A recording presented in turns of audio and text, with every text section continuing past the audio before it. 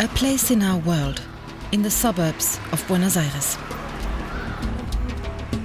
These children are searching through the rubbish for cardboard, plastic bottles and other things to sell and earn some money.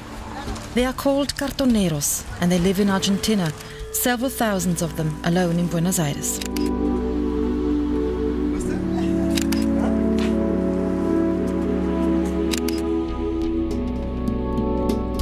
Since 2002, the journalist Mitja Rietbrock has been photographing children experiencing extreme hardship and distress.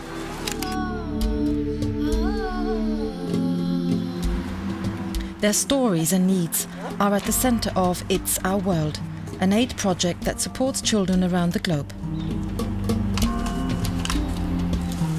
Mitja Rietbrock spends the day with the cartoneros, capturing their life in words and pictures.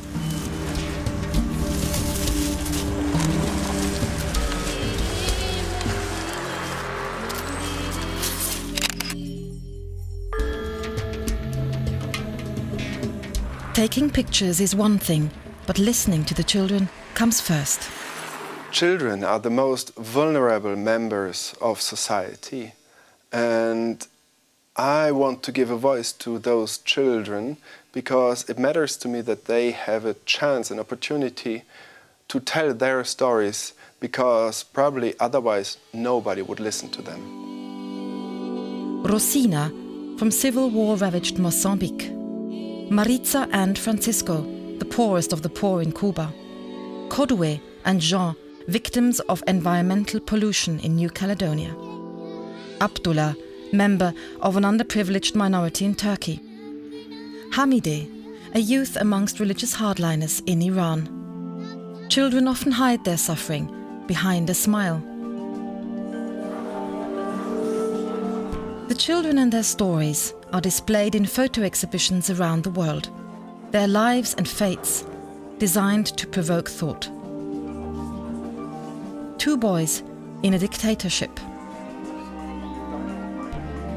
A child soldier in civil war-torn Sri Lanka.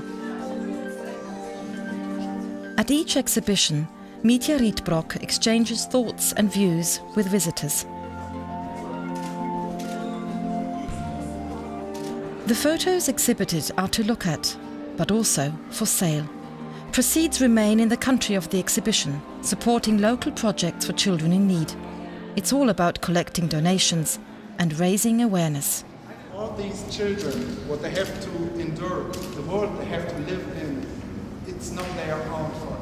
It's the generation of their parents, our generation, that is creating the world and the environment they have to live in. And this is something that I want to show with It's Our World, that we are responsible for the world we are creating for our kids. I would like to raise awareness among those who look at my pictures and read my stories about the world they are presenting to their children. I would love each and every person that is looking at these pictures to ask him or herself, and which is the world I am presenting to my own children. A refugee camp in Pakistan. Hundreds of thousands have fled here, away from the battles between the government and the Taliban. Displaced in their own country. The first to suffer in such conflicts are always the children. This is the average working area for television reporter Mitja Rietbrock. And this is where he takes his photos and writes down the children's stories. Visiting a child help organization in Pakistan. Street children, especially girls, are educated here, something their country refuses to give them. B, D, E, I, G, F, H, I, J. One of many projects receiving financial support from It's Our World. There is a simple reason for Mitja's commitment. Throughout my travels around the globe, I have come into contact with many people, many children too, which suffer, which are not able to live a happy, fulfilled life. And I have thought that I should give something back to all those people, to all those children who always welcomed me with a smile. And It's Our World is my answer.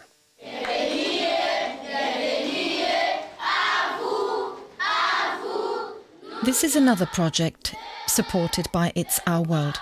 In this centre in Haiti, women that have been sexually abused find a safe haven together with their children. Before, they were abandoned by society and left alone to cope with their perpetrators. Children also find protection in this Chinese orphanage near Beijing. The founder of It's Our World personally inspects all projects that receive support. As all donations directly go to the child projects, Mitja pays for these visits himself.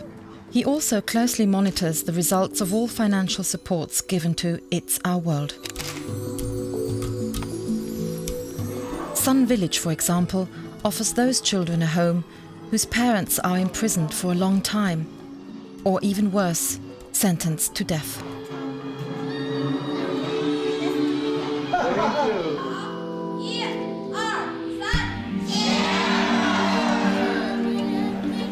But it's also about exchanging views, about dialogue between cultures and different social classes.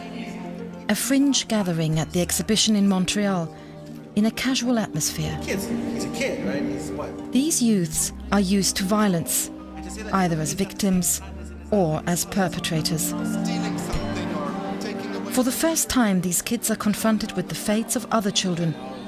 This is how It's Our World wants to build bridges too. I think this is a quite important experience. Those kids see that there are other kids around the world having different kinds of problems. It kind of broadens their horizon. And many times they start discussing with each other and discussing with me about all those kids and all those different stories. And this exchange seems very important to me. Giving a voice to those that nobody listens to.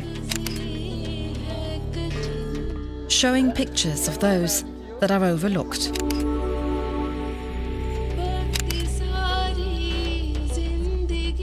And sharing the stories of those that deserve happiness.